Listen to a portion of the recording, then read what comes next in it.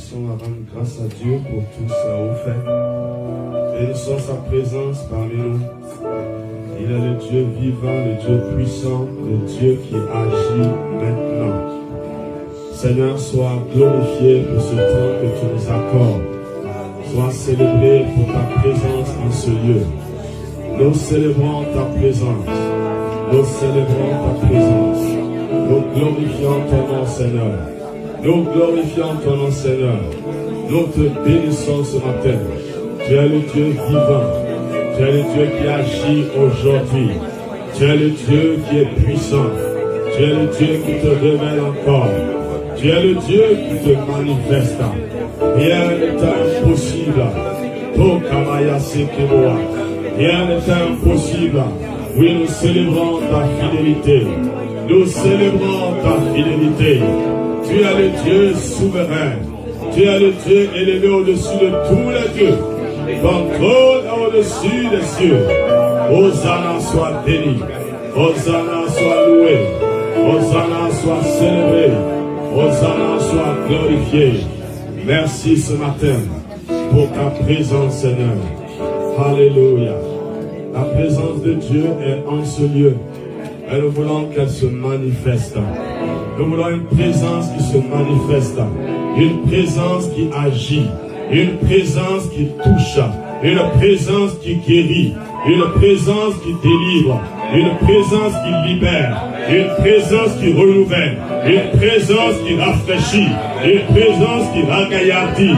Alors demande au Saint-Esprit que ta présence soit manifestée ce matin. Je suis venu pour te rencontrer. Et je veux une présence qui se manifeste ce matin. Alléluia. Ô Saint-Esprit de Dieu, une présence manifestée ce matin. Nous le désirons, Seigneur. Une présence manifestée ce matin. Une présence agissante ce matin. Une présence opérationnelle ce matin. Une présence qui touche. Une présence qui restaure. Une présence qui fait du bien. Que cette présence soit à l'œuvre maintenant. Que cette présence soit à l'œuvre maintenant. Que cette présence soit à l'œuvre maintenant. Que cette présence opère maintenant. Que cette présence opère maintenant. Lorsqu'elle se manifeste, les esprits méchants sont chassés. Lorsqu'elle se manifeste, les démons sont chassés. Lorsqu'elle se manifeste, le découragement s'en va. Lorsqu'elle se manifeste, la faiblesse s'en va. Lorsqu'elle se manifeste, les maladies se retirent. Lorsqu'elle se manifeste, l'échec se retire. Lorsqu'elle se manifeste, la tristesse s'en va. Au nom de Jésus, que la présence de Dieu se manifeste ce matin. Que la présence de Dieu se manifeste ce matin. Que la présence de Dieu opère ce matin. Que la présence de Dieu opère ce matin. Que la présence de Dieu opère ce matin. Saint-Esprit de Dieu, merci d'être là.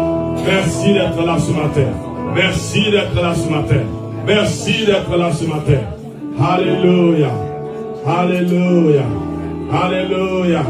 Jésus disait à tous ceux qui avaient soif de venir à lui et de boire aux eaux vives. Et s'ils croyaient après avoir bu, des fleuves d'eau vive vont jaillir de leur sein et couler jusque dans l'éternité. Ce matin, Dieu ne veut pas que tu te contentes de te désaltérer.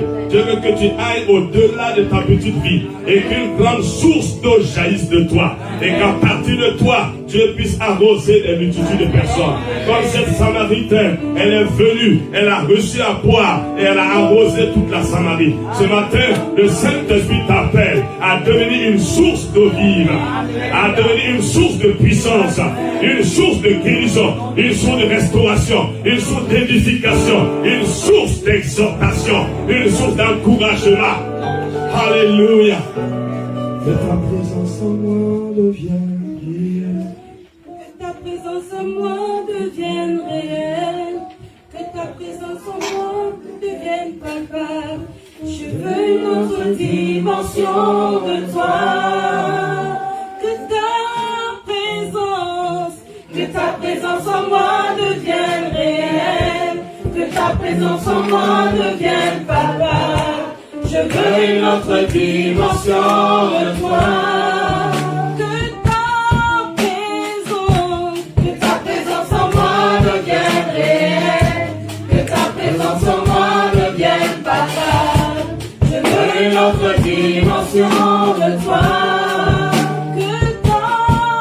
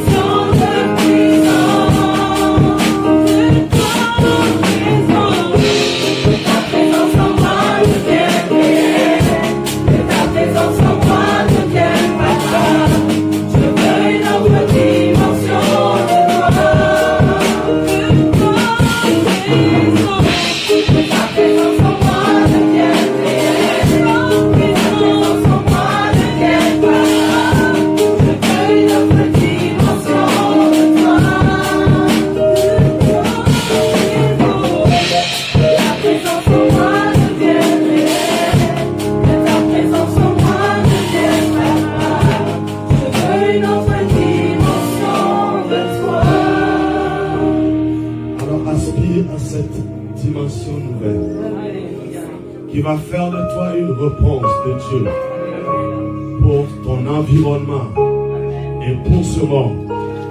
Nous devons aller plus loin que notre vie, plus haut que nos besoins personnels. Nous devons lever les yeux comme Jésus a dit et regarder les champs qui blanchissent déjà pour la moisson. Nous devons être en avance sur le temps. Et c'est pourquoi ce matin tu vas demander au Seigneur, je ne veux pas juste me désaltérer, je veux devenir un courant d'eau. Je veux devenir un torrent. Je veux devenir un fleuve de vie. Je veux que partout où je vais aller, que la sécheresse se transforme en verdure. Partout où je vais aller, que la misère se transforme en abondance. Partout où je vais aller, que la mort devienne vie. Partout où je vais aller, que le désespoir devienne espoir. Alléluia. Alléluia. Et cela est possible avec Jésus. Cela est possible avec le Saint-Esprit. Et si tu le désires ce matin, Dieu va toucher ta vie et Dieu va transformer ta vie et Dieu va envoyer ta vie vers d'autres vies. Demande de tout ton cœur. Alléluia. Ô Saint-Esprit ce matin, bouleverse nos vies. Rends nos vies fertiles. Rends les terres retournées.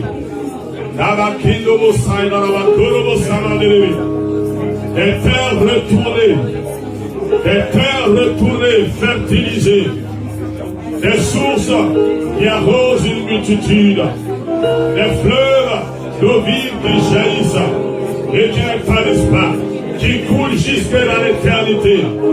Nous voulons déborder, Seigneur, déborder de ta vie, déborder de ta présence, déborder de ta puissance, déborder de ta gloire.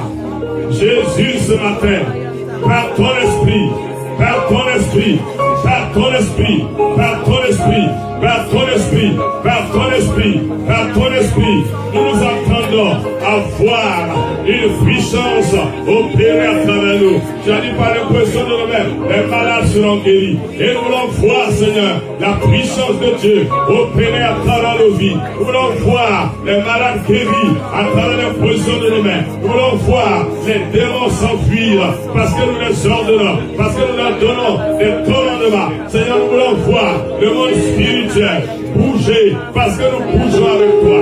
Saint-Esprit de Dieu, et nous prions ce matin que tu sois à l'œuvre, que tu sois à l'œuvre, que tu sois à l'œuvre, que tu sois à l'œuvre, que tu sois à l'œuvre, que tu sois à l'œuvre. Que beau ça va. Que tu sois à l'œuvre, que tu sois à l'œuvre, que tu sois à l'œuvre, que tu sois à l'œuvre. Que tu sois à l'œuvre, que tu sois à l'œuvre. Prie de tout ton cœur, prie de tout ton cœur. Tu es venu pour rencontrer le Seigneur Saint-Esprit. Tu es venu pour être visité par lui. Tu es venu pour être touché par lui. Il est présent ce matin. Il est à l'œuvre ce matin. Manifeste ta soif. Manifeste ta soif. Jésus a dit, tous ceux qui ont soif, venez à moi. Manifeste ta soif. Manifeste ta soif. Manifeste ta soif. Exprime ta soif. Exprime ta soif. Attends-toi à lui. Attends-toi à lui. Attends-toi à lui. Attends-toi à lui. Oh, l'homme siva.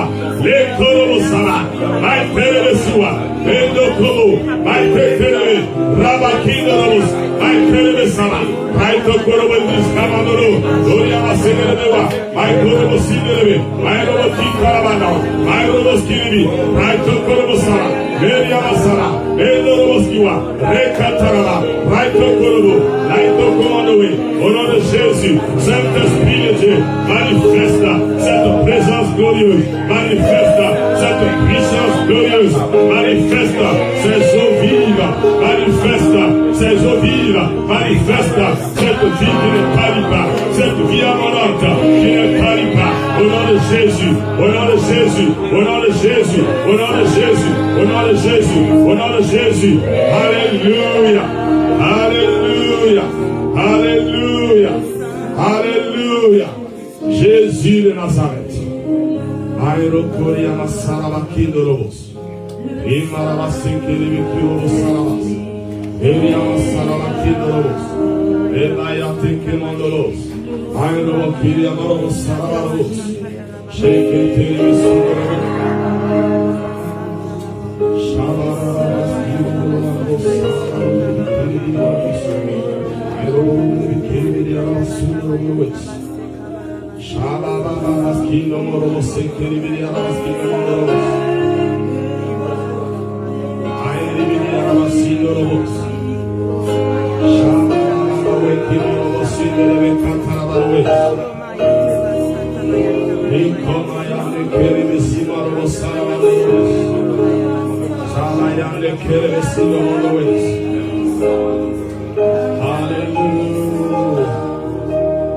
Alléluia.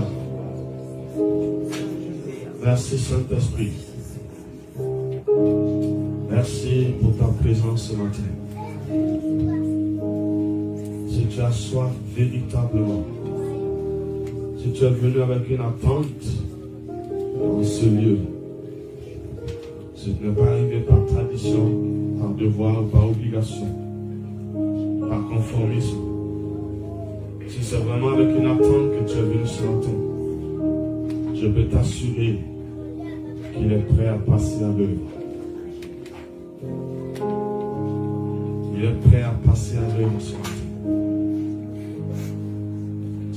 Alléluia. Alors ce matin, si tu attends véritablement quelque chose du Seigneur, tu vas lever ta main. Le Saint-Esprit va venir. Merci Seigneur. Merci beaucoup. On va arrêter le clavier s'il vous plaît. Merci beaucoup.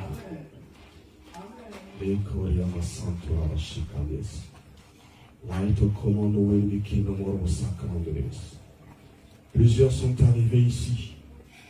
Ils ont parlé avec Dieu. Moi, je ne sais pas ce qu'ils ont dit à Dieu.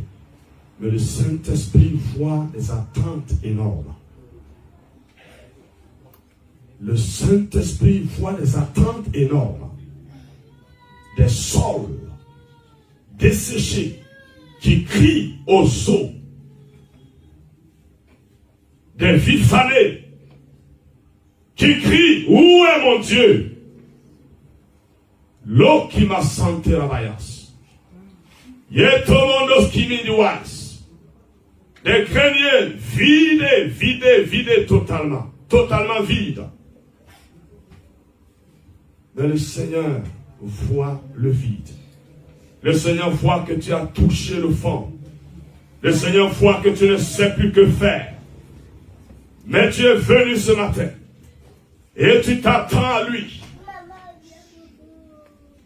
Crois simplement. Crois simplement. Comme il a dit à Jairus, crois seulement. Ce matin, quelque chose va se passer dans ta vie. Tu vas repartir avec un investissement nouveau. Tu vas repartir avec un attouchement nouveau. Tu vas repartir avec une vision nouvelle. Tu vas repartir avec beaucoup d'espoir. Tu vas repartir avec de nouvelles possibilités qui vont se présenter à toi. Manto Kabaya. Laito Korobosindiwe. Laito Komondowe qui means Aidawa. Leri Amasinto Koroboya. Les Komarabasanto Robowe. Nous n'avons pas fait ces kilomètres en vain. Nous n'avons pas fait cette distance en vain. Il y a quelque chose qui va se passer ce matin. Il y a quelque chose qui va se produire dans ta vie ce matin. Je le sais, je le vois. Shabayate Kerebesindo Robokawanas. Maito Korobosi Katarabawis. Oh Seigneur. Une femme avait perdu son enfant. Elle était déjà veuve. L'unique fils aussi est mort. Alors qu'on l'envoyait au cimetière, Jésus connaissait la femme. Jésus connaissait sa situation. Jésus connaissait le chemin du cimetière. Jésus connaissait le village. Et il est venu à la rencontre de ce cercueil qui partait au cimetière. Il a touché le cercueil. Il a dit au géant, lève-toi. Quelque chose qui était mort dans ta vie va se lever ce matin. Quelque chose qui était perdu va être retrouvé ce matin. Quelque chose que tu avais désespéré va renaître à nouveau. Alléluia. Saint-Esprit, passe à l'action ce matin. Passe à l'action ce matin. Du désespoir, que naisse l'espoir maintenant. De la maladie, que naisse la guérison. De la possession, que naisse la délivrance. De l'opprobre, de la honte, que naisse l'honneur et la gloire. De l'abandon, que naisse l'affection. Au nom de Jésus de Nazareth. De la misère, de la pauvreté, que naisse l'abondance, la richesse. Au nom de Jésus de Nazareth, de la perdition. Ô Seigneur, que les yeux s'ouvrent maintenant et que le chemin soit retrouvé. Dans le nom de Jésus de Nazareth, je commande à l'esprit de mort de s'en aller maintenant. Tout esprit de mort, tout esprit de destruction, je commande de partir maintenant. Je commande de s'en aller maintenant. Je commande de libérer les vies maintenant. Dans l'autorité de Jésus, tout esprit d'oppression, tout esprit de ténèbres, tout esprit de destruction qui a opéré jusqu'à présent, j'ordonne d'arrêter maintenant. J'ordonne d'arrêter maintenant. J'ordonne d'arrêter maintenant. J'ordonne d'arrêter maintenant. Et de partir maintenant. De partir maintenant au nom de Jésus. De partir maintenant au nom de Jésus. Je commande. Au nom de Jésus, je commande de partir maintenant au nom de Jésus. Je commande de partir au nom de Jésus. J'ordonne maintenant. Retirez-vous maintenant. Retirez-vous maintenant. Retirez-vous maintenant. Rakatayamato korosi kanaba. Laito commandos iriwis. Maito koro samana skeremi. Matakayamasokobo. By the wind is called the mondos by. Les carabasainos, light au commando Westimon, l'esprit de désespoir, l'esprit de découragement, l'esprit de pleurs, je commande de partir maintenant, l'esprit d'angoisse et de tristesse, de stress et de détresse, je commande de partir maintenant, j'ordonne de se retirer maintenant, au nom de Jésus, va-t'en maintenant, va-t'en maintenant au nom de Jésus, va-t'en maintenant au nom de Jésus, retire-toi maintenant, par l'autorité de Christ, tu es vaincu ce matin, tu es vaincu ce matin, tu es vaincu ce matin. Ton pouvoir est brisé, tes œuvres sont détruites et tu libères les vies, tu libères les familles, tu libères l'œuvre de la main, tu libères la pensée, tu libères maintenant au nom de Jésus, tu libères maintenant au nom de Jésus, tu pars par l'autorité de Christ Jésus. Que l'atmosphère lourde soit décantée maintenant, que la pesanteur satanique soit retirée maintenant, au nom de Jésus, que l'environnement soit assaini maintenant. L'environnement spirituel soit assaini maintenant. Que la présence de Dieu soit manifestée de façon libre, de façon tangible. Au nom puissant de Christ Jésus. Que ce matin, Seigneur, ton esprit visite les vies, visite les maisons, visite l'œuvre de leurs mains. Au nom de Jésus, ton esprit visite leur ministère. Au nom de Jésus, à partir de cet instant, Saint-Esprit de Dieu, touche les vies. Touche les vies. Touche les vies. Touche les vies. Touche les vies par ta puissance. Touche les vies par ton onction. Touche les vies par ta capacité. Touche les vies par ta vision. Touche les vies par tes desseins. Touche les vies par tes projets. Touche les vies par tes possibilités. Que les possibilités soient manifestées maintenant. Que les opportunités jaillissent maintenant. Que les visions se manifestent maintenant. Au nom de Jésus de Nazareth. Que l'horizon s'éclaircisse maintenant devant plusieurs yeux. Que les ténèbres se retirent et que l'horizon s'éclaircisse maintenant dans le nom de Christ Jésus. Seigneur, je déclare maintenant un nouveau départ pour toute vie qui était assise, toute vie qui était couchée, toute vie qui était terrassée, toute vie qui était sans espoir. Je déclare un nouveau départ au nom de Jésus, un nouveau départ au nom de Jésus, un nouvel espoir au nom de Jésus, une nouvelle détermination au nom de Jésus, une nouvelle passion au nom de Jésus. Saint-Esprit, allume cela dans leur vie, allume cela dans leurs entrailles. Alawando commando wetime, maito korobo samandas ketua, laito korobo sinderewa, braite kiribi saraba, le yamasundorobos. Reko torobo saibidua, le kamando robo sala, paiti kido robo skawa, rebo yosi kamandaraba, le korobo sala, paiti kimondo skiwa. Tu peux commencer à rendre grâce à Dieu parce que Dieu a fait quelque chose dans ta vie. power of the kingdom, Midas Korobosi Kamandorobos. Rebayate Kerebesai Doroboski Mondoa. Loria Marabasai Doroboki Dorobosi Kamandaraba. Friday Kerebiduarbos Kondorobo. Ribayate Kerebesai Mandoroboskiwa. Rangas par la foi ce matin. Rangas par la foi ce matin. Et accueille ces opérations dans ta vie.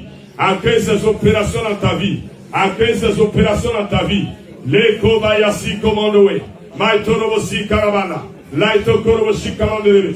Au nom de Jésus de Nazareth. Merci Seigneur pour ton œuvre. Merci Saint-Esprit pour ton œuvre. Merci Saint-Esprit pour ton œuvre. Merci Saint-Esprit pour ton œuvre. Merci pour la libération. Merci pour la libération. Merci pour la libération. Merci pour la libération. Merci pour la libération. Merci pour la délivrance. Alléluia. Si tu es venu ici ce matin avec une maladie quelconque, je te demande de poser ta main sur l'endroit qui te fait mal et de recevoir en cet instant ta guérison. Alléluia. Pose ta main là où tu as mal pour recevoir ta guérison. Merci Saint-Esprit. Quiconque est malade ce matin a droit à la guérison parce que le prix est déjà payé. Et le Saint-Esprit est là pour manifester cette guérison. Je prie maintenant que les maladies se retirent. Je prie que l'esprit qui contrôle les maladies soit brisé maintenant. Je prie que ta puissance touche les corps. Je prie que les maladies se retirent maintenant.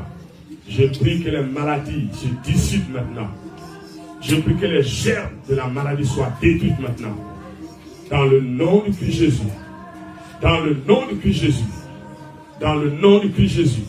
Saint-Esprit de Dieu, merci pour ta fraîcheur de guérison.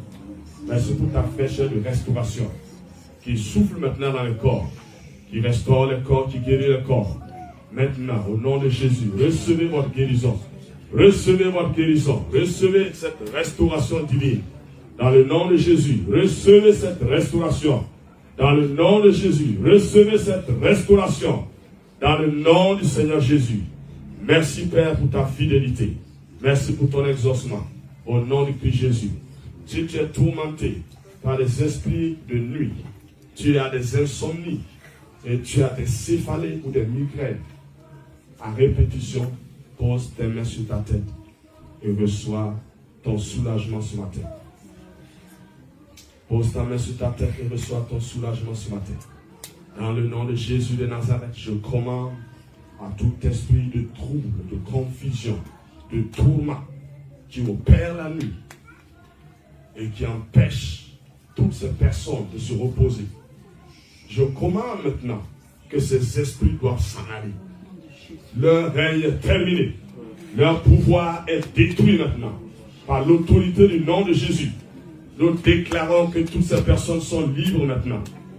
Et nous déclarons que l'insomnie n'a plus de place dans leur vie. Les céphalées et les migraines n'ont plus de place dans leur tête.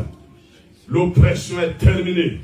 Seigneur, merci de souffler la restauration maintenant. De leur donner désormais, quand ils rentrent la nuit pour dormir, qu'ils aient un sommeil doux et paisible.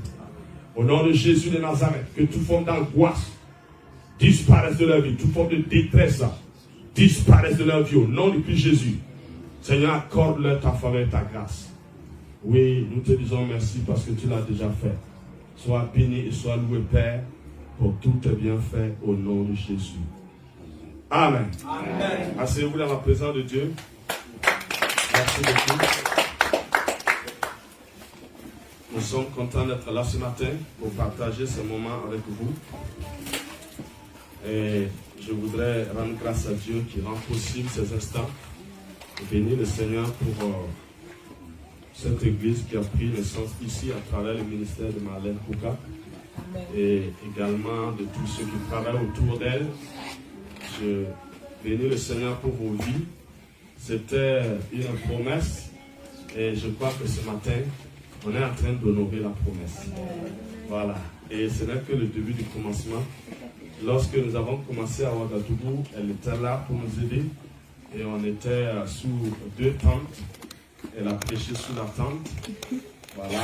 Et aujourd'hui, c'est une église bien assise et nous devons aussi la soutenir pour que elle aussi soit bien assise. Amen. Au nom de Jésus. Donc c'est véritablement un plaisir d'être là. Je suis venu avec quelques personnes qui m'ont accompagné. Prophétesse Micheline qui vient de Lyon. Et évangéliste Serge aussi qui vient de Lyon. Et puis ma fille Emmanuelle qui vient du Burkina Faso.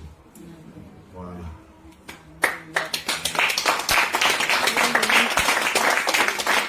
Ok, je voudrais partager une pensée du Seigneur avec vous. S'efforcer à l'unité de l'esprit. S'efforcer à l'unité de l'esprit. Nous allons lire Ephésiens chapitre 4.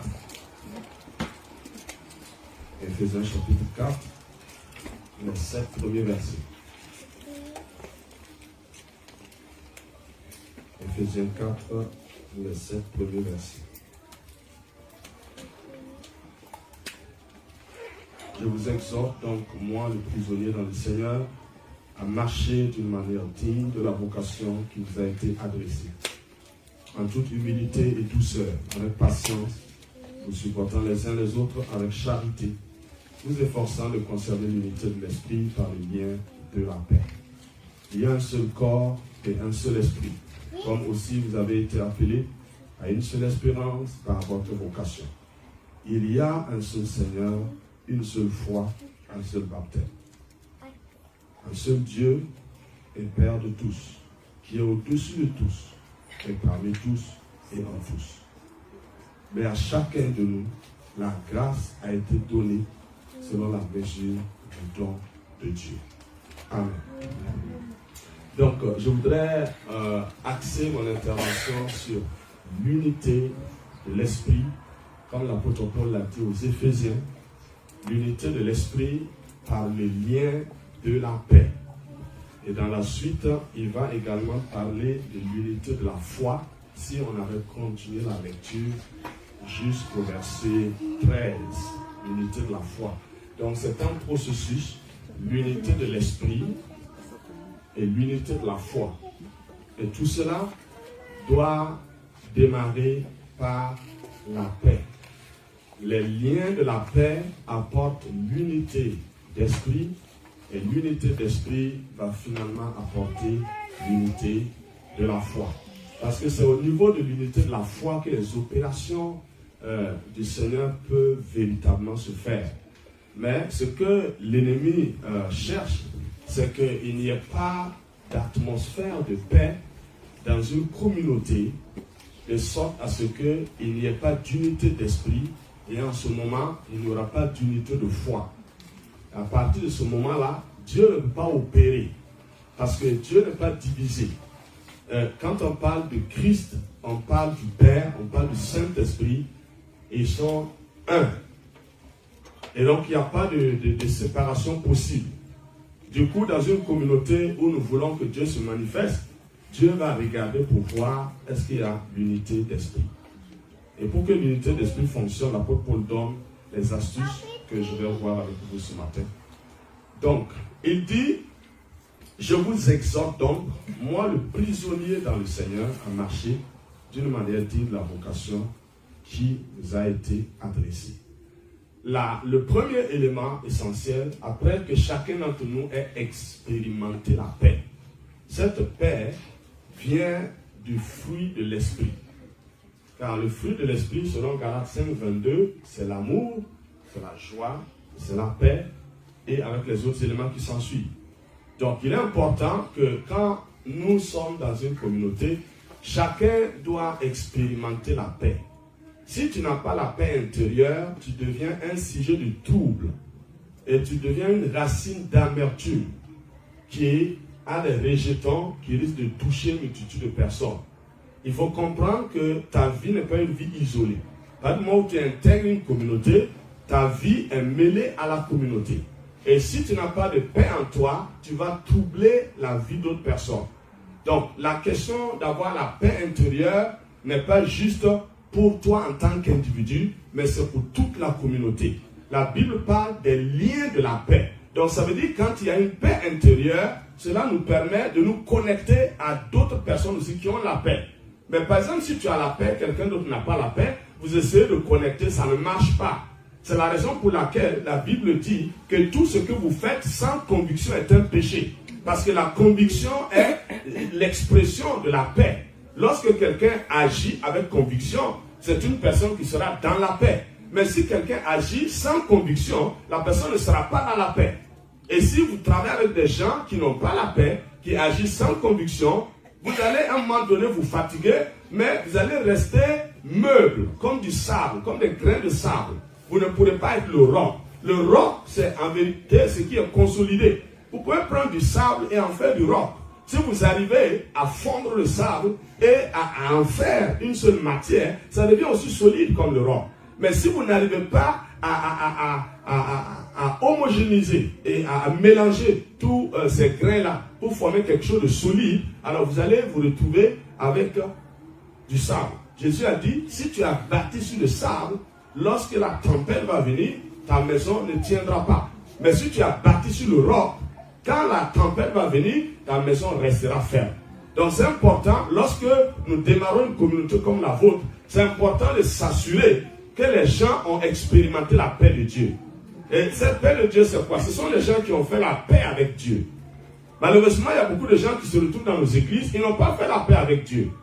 Vous les voyez, ils se disent chrétiens, ils appartiennent à une église, et puis ils savent prier. Et tout ressemble à un chrétien, sauf le cœur. Parce que le cœur n'a pas encore fait la paix avec Dieu. Le cœur est dans un conflit avec Dieu. Le cœur est dans une lutte avec Dieu. Le cœur est dans une résistance. Parce que la paix, c'est à plusieurs niveaux. Le niveau basique, c'est le niveau du péché. Quelqu'un qui a confessé ses péchés a la paix avec Dieu. Vous avez le deuxième niveau. Ce deuxième niveau-là, c'est l'obéissance à notre leader. Si vous êtes clean, vous n'avez pas de péché, et vous n'obéissez pas à votre leader, vous ne pouvez pas avoir la paix totale. Le troisième niveau, c'est l'obéissance à Dieu. Dieu vous demande de faire des choses que vous refusez de faire. Même si votre vie est irréprochable, et Dieu vous a dit de faire quelque chose, vous avez refusé, votre paix est troublée. Donc chacun doit essayer de regarder ces trois niveaux-là. Le niveau basique, est-ce que j'ai confessé tous mes péchés? Parce que le chrétien ne pratique pas le péché. Le chrétien peut commettre un péché, il confesse ça en même temps. Celui qui pratique accumule le péché. Mais le chrétien, lui, ne pratique pas le péché. Quand il y a un péché qui est arrivé, il n'attend pas qu'un second arrive avant de se confesser. Le premier qui est arrivé là, il sait qu'il s'est trompé, il n'aurait pas dû faire ça, il est désolé, il confesse ça et il continue sa route. Il ne pratique pas le péché. Ceux qui pratiquent accumulent. Ils accumulent les péchés. Comme si ça devient une économie, quoi. Et parfois, ils peuvent se vanter d'un certain nombre de péchés qu'ils ont faits.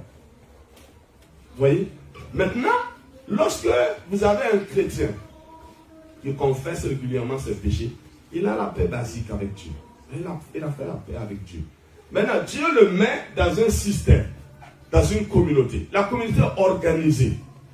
Et dans cette organisation, si on avait lu dans la suite, il est dit que le Seigneur a donné à chacun une grâce selon le don du Christ. Il explique en bas que Christ a donné des ministères d'abord. Les apôtres, les prophètes. Ensuite, vous avez les évangélistes, les pasteurs, les docteurs. Donc, eux, c'est le gouvernement que Jésus a établi pour administrer dans l'Église. Donc, lorsque tu rejoins une communauté, il y a forcément un ministre qui est là. Soit c'est un pasteur qui est là, ou bien c'est un évangéliste qui est là, ou c'est un apôtre qui est là, ou bien c'est un docteur qui est là, ou c'est un prophète qui est là. Il y a un membre, tant qu'il n'y a pas un membre du gouvernement de Jésus à quelque part, il n'y a pas de communauté. C'est l'erreur dans laquelle beaucoup de gens sont tombés. Ils se rassemblent qu'ils sont frères et puis ils font des trucs ensemble. Ils n'ont pas de ministre parmi eux. Ça ne marchera pas. Jésus a établi une hiérarchie dans le royaume. Il faut respecter cette hiérarchie-là. Donc quand tu rejoins une communauté et il y a un ministre là-bas, tu dois te soumettre à ce ministre-là. Et puis l'obéir aussi. Ça, c'est le deuxième niveau de paix.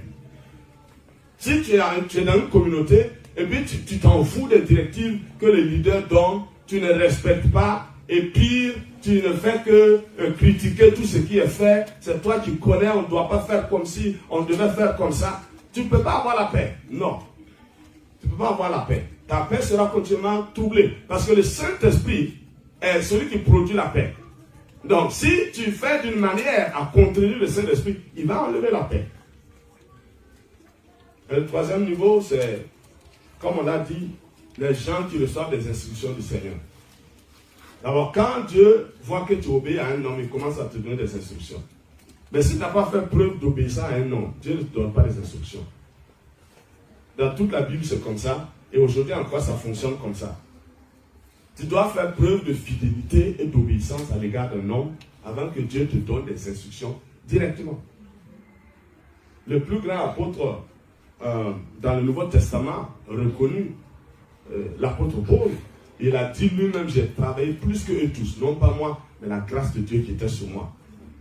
Et tout le monde a reconnu que les révélations qu'il avait, même Pierre a reconnu, les révélations de Paul sont tellement profondes que beaucoup de gens tordent le sens pour s'égarer. Mais cet homme-là, quand Jésus l'a rencontré, il avait un problème avec Jésus. Jésus a dit, pourquoi tu me persécutes? Donc nous ne sommes pas en paix. Tu vas persécuter quelqu'un et être en paix avec la personne. Or, cet homme-là qui persécute Jésus est en règle avec la religion. Dans les lettres de recommandation. Il a une vie irréprochable selon la loi. Lui-même, il est témoin. Mais il a un problème avec Jésus. Jésus dit, mais tu me persécutes.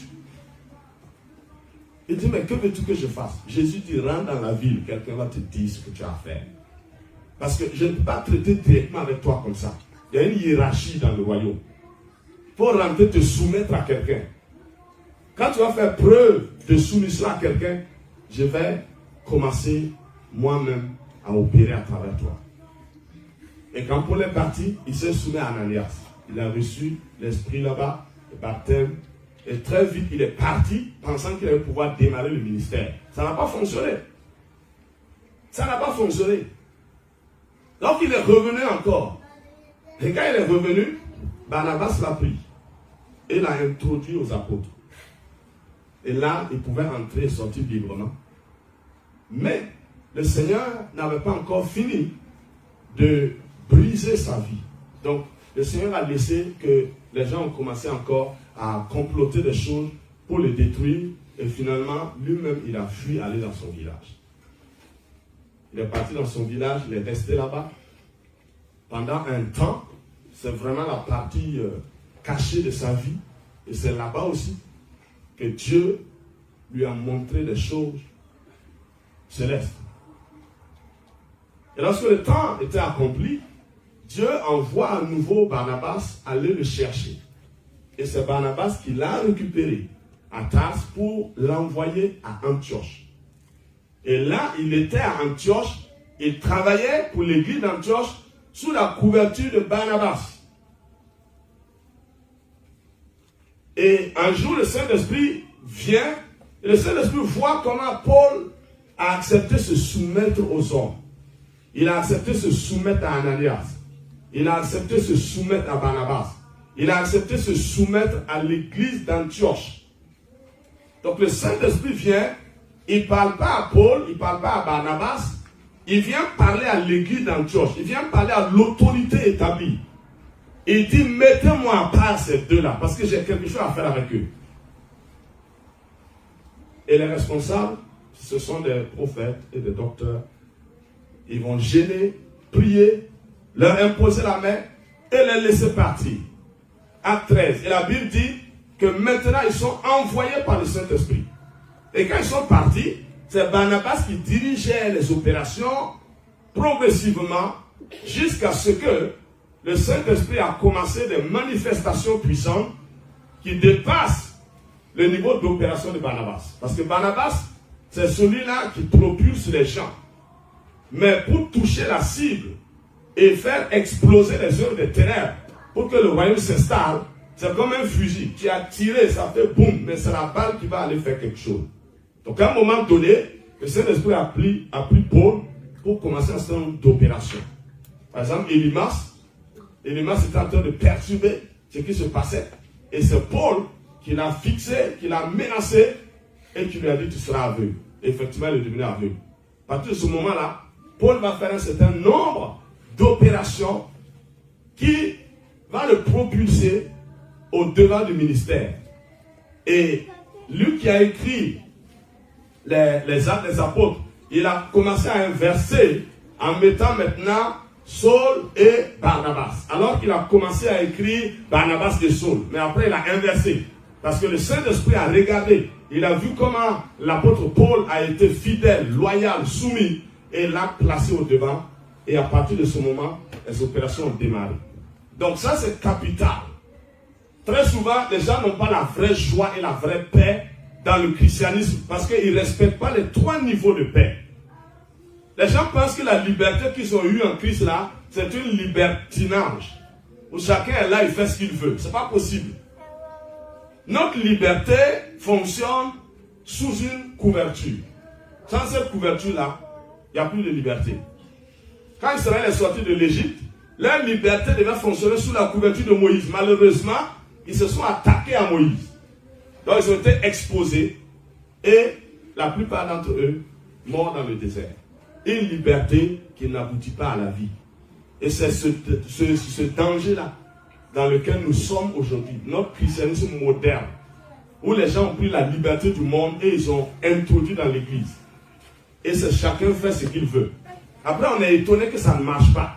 On est étonné que nous sommes des chrétiens, mais on n'a pas la vraie paix, on n'a pas la vraie joie, on ne s'épanouit pas. Quand on regarde les païens et nous, c'est comme s'il n'y a pas trop de différence. Pour être honnête, il faut vérifier est-ce que les 3 niveaux-là, j'ai bien géré ça. Donc c'est ça qu'on appelle les liens de la paix. Une fois que ça s'est établi, c'est-à-dire, toi tu opères jusqu'au 3e niveau de paix, moi j'opère jusqu'au 3e niveau de paix. Ce sont des liens qui vont se tisser entre nous et qui vont amener ce que l'apôtre Paul a dit, l'unité de l'esprit. Et quand vous voyez ici, dans le verset 3, l'unité de l'esprit, vous voyez que c'est une œuvre divine. En fait, quand vous regardez le jour de la Pentecôte, 10 jours d'attente. 10 jours d'attente, ça a décanté beaucoup de choses. 10 jours d'attente, ça a nivelé beaucoup de choses. 10 jours d'attente, ça a harmonisé beaucoup de choses. Jésus a fait la promesse, et les gens attendent 1 jour, 2 jours, 3 jours, jusqu'à 10 jours. Parce qu'il fallait normaliser un certain nombre de choses. Et quand on voit la Pentecôte, on dit un vent impétueux qui est venu, et puis des langues de feu. Ce sont les mêmes langues de feu. Ils se sont séparés et se posaient sur eux. Et ils ont commencé à parler. Ce qui est commun, c'est parler une nouvelle langue. C'est commun. Chacun parlait une langue qu'il ne connaissait pas, mais que ceux qui étaient en bas comprenaient. Ce qu'ils avaient de commun. À partir de ce moment-là, l'unité d'esprit-là commence. Avec une divergence. Diversité plutôt. La diversité, c'est ce qui fait la beauté. Il y a une diversité. Comme il dit, à chacun, une grâce a été donnée selon la mesure du don du Christ. Donc on n'est pas obligé d'avoir les mêmes choses. Mais il faut qu'on ait la paix entre nous. Il faut qu'on soit dans le même esprit. Ça va permettre à Dieu de pouvoir faire un certain nombre d'opérations à travers la communauté. Sinon, ce qu'on a vu dans l'Ancien Testament, c'est un prophète comme ça isolé, comme Élie ou comme Élisée, qui est en brousse, qui vient dans la ville faire les opérations et puis il répare. La nouvelle alliance ne fonctionne pas comme cela. La nouvelle alliance fonctionne par les liens de la paix et par l'unité de l'esprit, qui doivent, n'est-ce pas, aboutir à l'unité de la foi. À partir de l'unité de la foi, on peut voir des miracles qui vont se produire dans la communauté. Lorsque les gens commencent à croire la même chose, mais d'où est venue cette foi? La Bible dit que la foi vient de ce qu'on entend. Et ce qu'on entend vient de la parole du Christ. La parole du Christ, c'est la parole révélée. Donc, quand les gens sont dans le même esprit, la révélation de la parole de Dieu est accessible. Et cette révélation de la parole de Dieu conduit tout le monde vers la même foi.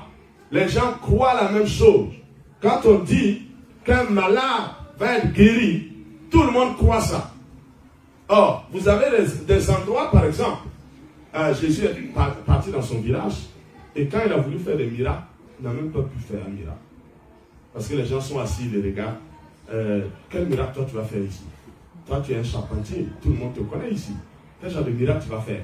Donc ils n'ont pas l'unité de foi. Ils ne s'attendent pas à ce que quelque chose se produise. Ils préfèrent qu'il n'y ait rien pour qu'ils disent, voilà, on savait que rien n'allait se produire. C'est pourquoi Jésus a dit, le prophète n'est pas reçu chez lui. Parfois le Seigneur commence à faire quelque chose dans votre vie et les gens sont convaincus que vous n'irez nulle part. Si vous êtes dans un milieu comme ça, où les gens sont sûrs que vous ne serez rien, vous n'irez nulle part, vous devez quitter ce milieu. Parce que l'unité de foi n'est pas là. Si vous êtes dans une communauté où chacun enseigne ce qu'il veut, cette communauté ne fera rien de bon. Parce qu'il n'y aura pas d'unité de foi. Il faut que les mêmes choses soient enseignées. C'est pourquoi les gens donnent des thèmes annuels. Ou parfois ils peuvent donner un thème décennal ou quoi comme ça. C'est pour que tous ceux qui vont intervenir rentrent dans ce cadre-là pour amener la communauté dans une unité de foi. Pour que ça puisse opérer. Sinon, si celui-là vient et balance les gens de ce côté, l'autre vient et l'envoie de ce côté, à un moment donné, les gens ne savent plus on croit à quoi. Et ça, c'est la responsabilité des leaders. C'est pourquoi, quand il a parlé de la mesure du don du Christ, il a dit, c'est pourquoi, verset 8, c'est pourquoi il est dit, étant monté en haut, il a amené des captifs et il a fait des dons aux hommes. Il a fait des dons aux hommes, verset 11, il a donné aux hommes, les uns comme apôtres, les autres comme prophètes, les autres comme évangélistes, les autres comme pasteurs et docteurs, pour le perfectionnement des saints, en vue de l'œuvre du ministère et de l'édification du corps du Christ, jusqu'à ce que nous soyons tous parvenus à l'unité de la foi et de la connaissance du Fils de Dieu, à l'état d'homme fait à la mesure de la stature parfaite du Christ, afin que nous ne soyons plus des enfants, flottants et emportés à tout vent de doctrine, par la tromperie des hommes, par leur ruse dans les moyens de séduction, mais que professant la vérité dans la charité, nous croissions à tous égards en celui qui est le chef, Christ. Donc ça, la responsabilité des ministres, la responsabilité des membres du gouvernement de Jésus, c'est-à-dire les 5 ministères, leur responsabilité, c'est enseigner pour que les gens croient la même chose. Et là, il faut être rigoureux. Si quelqu'un ne croit pas la même chose que toi, vous ne pouvez pas enseigner ensemble. Sinon, vous allez disperser le peuple. C'est comme ça, on se retrouve dans les églises où les messages se contredisent et ça se rentre dedans, ça s'attaque. Le peuple est assis, il ne sait plus on croit à quoi. C'est pourquoi, lorsqu'on commence une communauté comme la vôtre, il faut vraiment de la rigueur dans les enseignements pour amener les gens vers là où le Seigneur veut les amener. Sinon, quand vous regardez le Covid, ce que le Covid a fait dans l'église, c'est terrible. Parce que quand le Covid est arrivé, les gens ont été abandonnés à eux-mêmes et chacun est rentré sur Internet pour regarder tout ce qu'il peut regarder. Et à la sortie de ça, chacun est parti là où il veut partir. Malheureusement, ce sont des enseignements toxiques que beaucoup de gens ont reçus. Et pour les ramener à l'église, c'est très compliqué. Très, très compliqué. Ce que je voudrais dire aux chrétiens, quand vous allez dans une église, regardez si vous êtes vraiment convaincu que Dieu vous envoie dans cette église. Et si vous êtes convaincu vraiment que c'est là-bas que Dieu vous envoie, restez là-bas fixé. Et suivez le processus. On ne peut pas planter un pommier tout de suite là et puis vouloir le mois prochain récolter. Non. Si vous avez planté un pommier tout de suite, le mois prochain, ne convoitez pas les pommiers du voisin depuis 5-10 ans. Ça ne peut pas être la même chose. Entretenez votre pommier là. Un jour, ça va produire. Et la pomme que vous allez manger pour vous là, ça sera plus doux que pour le voisin. Parce que Dieu a personnalisé ça pour vous. Dieu sait ce qui vous convient. Si tu as laissé la pomme de ton pommier et puis tu pars manger la pomme du pommier du voisin, tu ne seras jamais satisfait. Et donc, je voudrais vous encourager ce matin, en tant que communauté, si Dieu vous a convaincu à rejoindre cette église, soyez fixés vraiment. Ce n'est pas la peine de promener des regards. À force de promener les regards inquiets, comme on le dit, vous tombez sur le piège de l'ennemi. Parce que l'ennemi cherche des gens qui sont inquiets pour leur proposer quelque chose. Et la conviction enlève l'inquiétude. Quand tu es convaincu que Dieu veut que tu sois là, ou que tu fasses ça, tu vas t'inquiéter pourquoi encore? Parce que ce qu'il veut là, il va conduire le processus jusqu'à terme. Ce que Dieu veut là, il va le faire. Il ne manque pas de possibilités, il ne manque pas de moyens, il ne manque pas de puissance, il ne manque pas d'onction. Pourvu qu'on soit sûr que Dieu voudrait qu'on fasse ça. Si on est sûr de ça, on n'a plus à s'inquiéter, on lui fait confiance et Dieu va se glorifier. Alors, il nous reste 2 minutes. Non, pas 2 minutes. Je pense que on a encore plus de 2 minutes. Ok. Merci beaucoup. Alors, lorsque le Seigneur établit un ministre à quelque part, apôtre, prophète, docteur, ou pasteur, ou évangéliste, à quelque part, le Seigneur sait qu'il ne peut pas lui seul faire le travail. Et puis, ce n'est pas toujours évident de trouver une église où vous avez tout cela. On n'a même pas forcément besoin. Non. Dans une église, on n'a pas besoin qu'il y ait tout ça. Dans cette église, il peut y avoir un, dans l'autre, il y a un autre, dans l'autre. Et puis, ils travaillent ensemble. Parce qu'ils sont là pour le corps du Christ. Par exemple, si tu prends un apôtre et puis tu lui confies une église comme ça, tu le détruis. Il n'est pas appelé pour une église, il est appelé pour l'ensemble du corps du Christ. Donc, si une église a un apôtre, il doit le partager avec les autres églises. Ça, c'est capital. Maintenant, pour que chacun puisse fonctionner, Dieu va mettre des gens autour de comme un ministre qui a un secrétaire général avec des DG, un directeur de cabinet, ainsi de suite. Dieu va donner à ces personnes-là un staff le staff fait confiance à ce ministre-là. Il sait que c'est Dieu qui l'a appelé. Il sait que Dieu a mis quelque chose dans ce ministre-là. Et à cause de cette confiance, Dieu va leur communiquer des dons spirituels. Et les dons spirituels ne font pas des gens des ministres.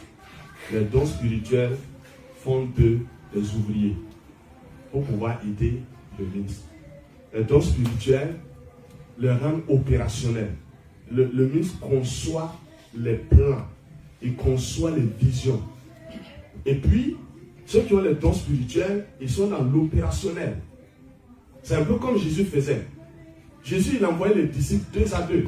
Et partout où Jésus doit aller, il envoie les disciples précéder pour préparer le terrain.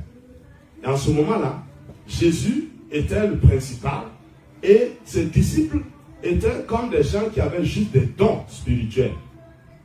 Puisqu'ils ont reçu une délégation de pouvoir et puis ils sont allés chasser les démons, guérir les malades. Donc ils sont là juste pour assister le Seigneur, mais ils ne sont pas rentrés dans un ministère. La preuve est que quand le Seigneur a été saisi, eux tous ils ont disparu. Ce que je voudrais dire, c'est que beaucoup de gens se trompent et s'égarent. Parce que étant à côté d'un ministre, ils ont reçu des grâces. Et à un moment donné, ils pensent que les grâces qu'ils ont reçues là, eux aussi sont un ministre. Et ils ne savent pas que leur force, ils ne savent pas que leur succès, ils ne savent pas que leurs exploits viennent de ce ministre que Dieu a établi. Et c'est pourquoi on trouve parfois des ouvriers qui se lèvent pour se comparer à des ministres. Il y a un conflit de leadership qui s'installe. Et ça, celui qui va être perdant, c'est l'ouvrier qui se lève contre le maître qui a été établi. Donc chacun doit rester humblement à sa place. Et c'est d'ailleurs ce que l'apôtre Paul a dit, ici quand on regarde, il dit, il faut que chacun marche de manière digne de sa vocation. Donc occupe ta place. Tu n'as pas besoin de faire comme l'autre et vouloir empiéter sur ce que la personne fait, en toute humilité et douceur, avec patience, vous supportant les uns les autres avec charité. Donc l'humilité et la douceur sont juste le résultat de ce que le Saint-Esprit fait dans la vie d'un homme. Si quelqu'un est rempli du Saint-Esprit, au bout de quelque temps, on voit une douceur dans la vie de la personne et on voit l'humilité. Si quelqu'un est rempli du Saint-Esprit et qu'on ne voit pas l'humilité, on doit douter de cet esprit-là. Parce que Jésus a dit qu'on reconnaît un arbre à son fruit. Donc on reconnaît l'esprit aussi à son fruit. Et l'esprit de Dieu produit un fruit dans Galates 5, 22, dans lequel on trouve la douceur là-bas. Mais l'esprit du monde produit aussi un fruit qu'on appelle les œuvres de la chair. Là, on trouve aussi l'orgueil. Et l'apôtre Paul l'a décrit dans Galates chapitre 5, verset 19. Donc chacun d'entre nous doit regarder. Parce que mon humilité contribue à bâtir la communauté. Ma douceur et ma patience contribuent à bâtir la communauté. Si un jour, j'arrête d'être humble et je commence à être orgueilleux, je désorganise la communauté. Le problème, c'est que très souvent, nous sommes concentrés sur nous-mêmes. On pense que c'est ma vie, c'est ma vie. Non, ce n'est pas ta vie, c'est le corps du Christ, c'est la communauté. Et c'est ce que Akan a fait. Il a juste pris un peu d'or, disant que lui aussi il veut améliorer sa vie. Mais regardez les dégâts que ça a causé. Une trentaine de personnes montent à la guerre et finalement, c'est toute la famille de Akan qui a été lapidée et détruite. Donc tu ne peux pas jouer avec la vie de la communauté. Il faut que tu comprennes que ta vie est liée à la communauté, la vie de la communauté est liée à ta propre vie. Donc, humilité, douceur, patience. Si vous avez des hommes humbles, des hommes doux, des hommes patients, la paix s'installe de façon tacite. Pour faire des histoires avec un homme humble même, il faut vraiment que tu trouves les stratégies. Tu vas parler, il ne va pas te répondre. Un homme doux et un homme patient.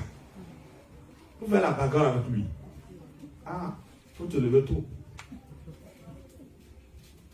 Mais les impatients, là, et ceux qui sont comme un tourbillon, comme une tempête, ça bouge déjà. Donc, tu es venu toucher un peu là. C'est comme si c'est toi qui as fait bouger, mais ça bougeait depuis longtemps.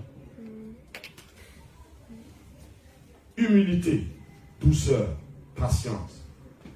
Au-delà de ça, il faut vous supporter avec amour. Et l'unité de l'esprit, ce que je voudrais insister là-dessus avant que nous puissions prier. L'apôtre Paul a dit, vous efforçant de conserver. Donc quand on parle de s'efforcer, ça veut dire que chacun a un sacrifice à apporter. On ne peut pas être juste là en train de prier pour qu'il y ait l'unité de l'esprit. Non. Il y a un effort à faire. Et cet effort-là, c'est ce que l'apôtre Paul a dit, il faut vous supporter les uns les autres. Les forts doivent supporter les faibles, mais les faibles ne doivent pas rester faibles toute leur vie. Quand on te supporte, tu dois aussi faire un effort. Chez nous, on dit quand on lave ton dos là, toi aussi tu peux laver ton visage. Et c'est celui qui lave ton dos qui va venir laver ton visage. Ça ne va pas bien se passer. Ça veut dire que tu n'es même pas motivé. Donc, d'abord Paul dit, efforce-toi de conserver. Donc quand on parle de conserver, ça veut dire qu'il y a quelque chose qui existe déjà. Ce que le Seigneur a fait est déjà là. Et dit que le Saint-Esprit a répandu l'amour de Dieu dans nos cœurs. Romains 5, 5. Donc chacun d'entre nous a reçu cet amour qui a été répandu. L'amour de Dieu répandu dans notre cœur est aussi le lien de la perfection ou alors l'unité de l'esprit. Maintenant, on nous demande de conserver ça. On ne nous a pas demandé de faire des efforts pour créer l'unité de l'esprit. Non. Mais ce que Dieu a fait là, nous devons faire des efforts pour conserver cela. Autrement dit, je dois faire un effort pour ne pas donner accès au diable. Parce que si je donne accès au diable, il va détruire l'unité de l'esprit, il va détruire la paix et il va détruire l'unité de la foi. Ne donnons pas accès au diable. Et comme quelqu'un le disait, le diable ne passera pas par moi. Parce que dans une communauté, si ça commence à troubler, c'est que le diable est passé par quelqu'un. Et les disciples demandaient à Jésus, mais qui va te livrer? C'est-à-dire, le diable va passer par qui? Le diable va passer par qui? Jean, qui était très collé au Seigneur, n'imaginait pas qu'il y ait quelqu'un qui pense un seul moment livrer le Seigneur. Non. Il dit au Seigneur, mais qui va te livrer? Pierre, lui, ne pose pas la question. Lui, il a dit, jusqu'à la mort, moi, je ne t'abandonnerai pas. Donc, c'est pas ce que les autres ont dit, puisque tout n'est pas écrit. Mais le diable avait besoin d'un accès. Il a trouvé Judas et il a eu l'accès. Pourquoi Jésus a dit que Judas est un démon? Parce que les accès du diable sont les démons. Parce que le diable n'est pas omniprésent. Le diable est à quelque part et il utilise les démons dans l'opérationnel. Il a un réseau organisé d'esprits méchants, de principautés, de domination, de démons, d'esprits impurs. Et il contrôle le monde de cette manière. Ce sont ces accès comme cela. Et nous ne sommes pas des démons. Nous sommes des enfants de Dieu. Et chacun doit refuser que le diable passe par lui. Si ça doit se troubler, ça ne passera pas par moi. Et c'est possible. Puisque quand on te pose une situation qui va créer le trouble, tu peux l'arrêter. Mais si tu ne l'arrêtes pas, tu l'amplifies. Et tu projettes ça devant. Mais tu es la porte du trouble. Et à un moment donné, pour arrêter, ça devient difficile. C'est un brin d'allumette qui commence à allumer la brousse. Mais quand ça prend de l'ampleur, on ne peut plus rien faire. Donc ça, c'est important. Il y a un effort à faire pour conserver l'unité de l'esprit. Et cet effort-là, personne ne viendra faire ça pour nous. Chacun d'entre nous a quelque chose à faire dedans. Très souvent, on dit, les responsables, on dit le pasteur. Mais l'apôtre dit, chacun d'entre nous doit faire un effort. Si ça marche, j'ai fait quelque chose. Si ça ne marche pas, c'est que j'ai fait quelque chose aussi. Il faut arrêter de jeter le tort sur d'autres personnes. C'est très facile de dire que ce n'est pas moi. C'est d'ailleurs ce que tout le monde dit. Mais après, ce qui intéresse le Seigneur, ce sont les résultats. Dieu n'est pas trop intéressé par c'est qui a fait. Non, il cherche les résultats. Qu'est-ce que vous avez comme résultat? Quand il a donné les talents, les 5, 2, 1, quand il est arrivé là, il demande les résultats. Il ne demande pas qui a fait quoi, tu es allé où, tu as fait quoi. Ce n'est pas ça qui l'intéresse. Il dit où sont les résultats. Celui qui a reçu 5 est venu, il a remis 10. Il a été félicité. On ne lui a pas demandé comment tu as fait, qu'est-ce qui s'est passé, ainsi de suite. Non. Celui qui a eu 2, il est venu avec 4. Il a été félicité. Sans trop de commentaires. Mais celui qui a eu 1, il est allé enterrer. On lui demande les résultats, il commence à donner des commentaires. Je savais que tu étais ceci, tu étais cela. J'ai eu peur, ainsi de suite. Est-ce qu'on t'a demandé tout ça? On veut des résultats. Jésus s'intéresse aux résultats. Hein? Il dit quand le royaume, c'est comme un grain de céleri. Quand tu le mets à terre, c'est la plus petite des semences. Mais lorsque ça pousse, ça donne un grand légume. Ça produit beaucoup de fruits. Jésus dit lui-même, le grain qui est tombé à terre, s'il ne meurt, il ne peut pas porter de fruits. Et dit, quand les hommes vont m'élever, en parlant de la croix, j'attirerai tout le monde à moi. Donc la fin du processus, ce sont les résultats qu'on apporte. Et le Seigneur est focalisé sur les résultats. Qui a piétiné mon pied, qui a tapé mon dos, qui a fait quoi? Ce n'est pas ça qui intéresse le Seigneur. Il te dit, efforce-toi. Fais des efforts pour être en paix avec tout le monde. Autant que cela dépend de toi. Sois en paix avec tout le monde. Et nous entrons dans une saison de l'Église où, comme ça a été dit, l'amour du plus grand nombre va se refroidir. Et c'est là-bas que la sélection de l'Église glorieuse va se faire. Parce que Jésus va enlever une Église glorieuse, sans tache ni ride, irréprochable, irrépréhensible. Au moment où l'amour du plus grand nombre va se refroidir, il n'y aura plus d'efforts à faire. Les gens ne feront plus d'efforts pour être en paix avec vous. C'est devenu chacun pour soi. Je me mets dans mon coin. Je vous laisse avec vos histoires. Et Satan profite de ça. Chacun est dans son coin. En fait, chacun est mis en quarantaine. Et Satan sait que si c'est toi seul et lui, là, tu ne pourras pas t'en sortir. Mais nous devons travailler, même si les nouvelles technologies de l'information permettent aux gens d'être assis à quelque part, en train de suivre les cultes, et ainsi de suite. Nous devons travailler à vivre une vie de communauté. Parce que si tu es assis dans ta chambre, tu ne peux pas dire que tu es humble. Par rapport à quoi? Tu es assis dans ta chambre, tu peux me dire que tu es doux. Par rapport à qui? C'est le mixage de la communauté qui va éprouver ton humilité, ta douceur, ta patience.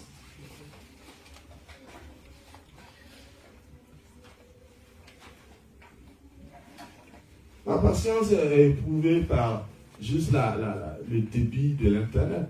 Les gens sont assis avec une connexion qui tourne en rond et leur patience est déjà partie. Il n'y a pas quelqu'un avec eux, c'est eux avec leur ordinateur seulement. Mais quand ce sera avec un homme, fais comment?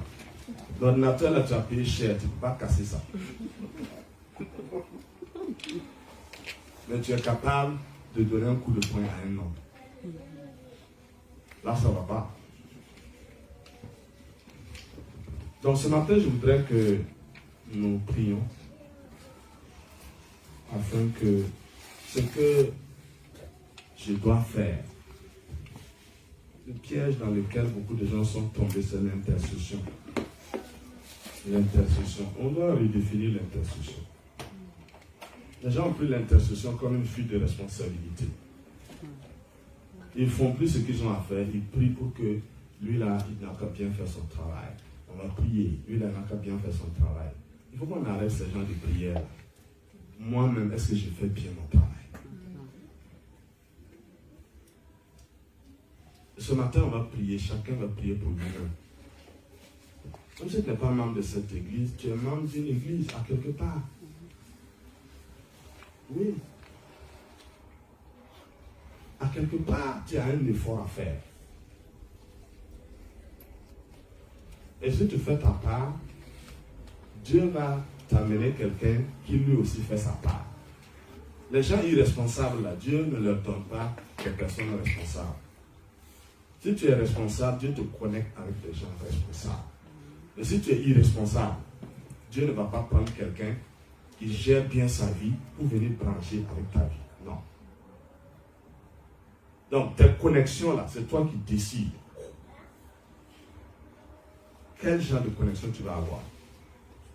David a eu une connexion avec le prophète Samuel. Parce que sa vie même valait la peine que ça soit fait ainsi. Mais Samuel a voulu avoir une connexion avec Eliab. Quand il a vu Eliab, il a dit non. C'est lui là. Dieu a dit non, c'est pas lui. Celui-là que tu le vois grand comme ça, il ne peut pas relever un défi. Pas possible, il faut le laisser. Plus tard, on voit David sur le champ de bataille et qu'il croise Eliab. Et qu'est-ce que Eliab lui dit? Des reproches. Qu'est-ce que tu es venu faire ici? Je connais ton malin, ainsi de suite. Voilà pourquoi Dieu ne l'a pas choisi. Parce que si Dieu l'avait choisi là, ça allait être un deuxième Saül qui va se manifester. Quand David est arrivé, il a dit non, un incirconcis ne peut pas insulter Dieu et son peuple. Ce n'est pas possible. Voilà pourquoi Dieu l'a connecté avec Samuel. Donc si tu es conséquent envers ta vie, tu auras de bonnes connexions. Mais si tu la vis de façon désordonnée, Dieu aussi va te regarder comme ça. Le désordre aboutit à la confusion. Et l'ordre aboutit à la royauté. Est-ce qu'on va prier pour nous-mêmes ce matin? Tiens-toi debout. Chacun va prier pour lui-même. Tu vas dire au Seigneur, j'ai une responsabilité.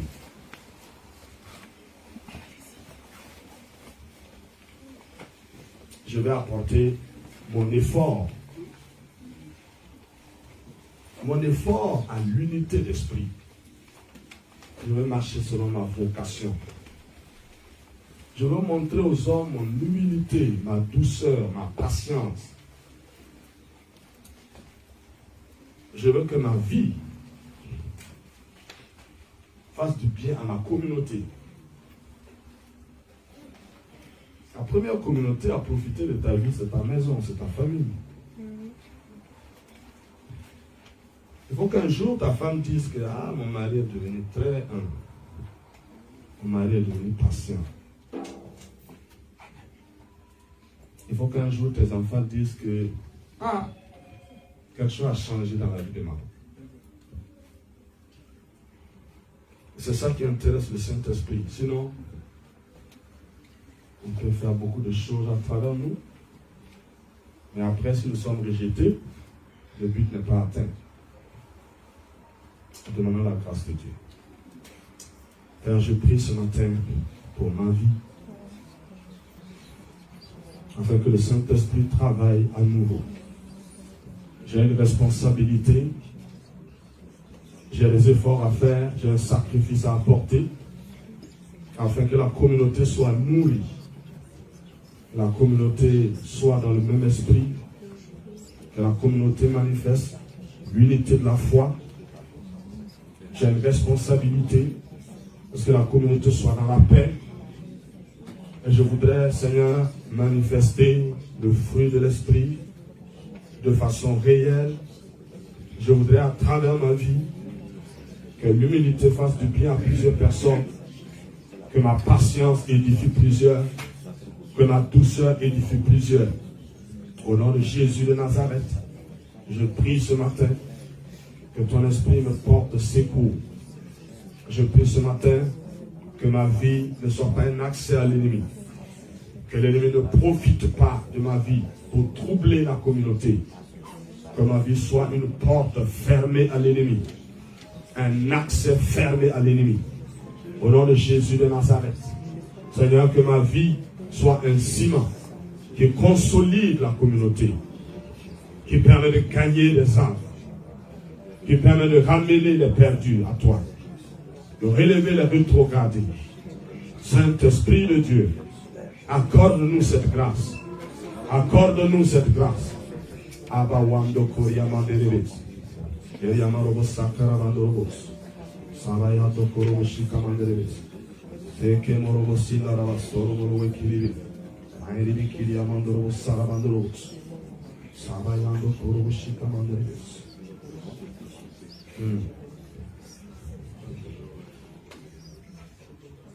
Ce matin, si tu réalises en toi que au niveau des 3 niveaux de paix, il y a quelque chose qui ne marche pas à ton niveau et tu as besoin de réajuster quelque chose, je vais prier pour toi. Le Seigneur va faire grâce et tu vas faire le réglage qui convient afin d'expérimenter la paix abondante qui surpasse toute connaissance et qui va garder ton cœur en Christ Jésus. Saint-Esprit, je prie pour quiconque est dans cette salle s'est rendu compte que les 3 niveaux de paix lui a échappé. Je prie afin que l'esprit de paix, l'esprit du Christ, opère maintenant ce changement dans le cœur de la personne qui s'expose à toi, qui s'attend à toi, qui désire une paix profonde, qui veut être en accord avec Dieu. qui veut être en accord avec sa propre vie et qui veut être en accord avec ses responsables. Seigneur, je prie maintenant que toute culpabilité soit enlevée par le sang de Jésus, que le trouble et la confusion soient retirés et que la paix véritable s'installe dans le cœur. Que toute chose soit faite par conviction au nom de Jésus. Et je prie que le Saint-Esprit aide chacun à saisir cette conviction et à opérer dans cette conviction. Merci pour ta fidélité, merci pour ta grâce au nom de Jésus. Enfin, nous allons prier pour cette église afin que le Seigneur affermisse davantage, amène à la croissance, à la perfection, pour être un sujet d'honneur et de gloire pour le Seigneur Jésus. Je vais demander à la prophétesse de Chili de prier le Seigneur pour que cette grâce soit manifestée aujourd'hui.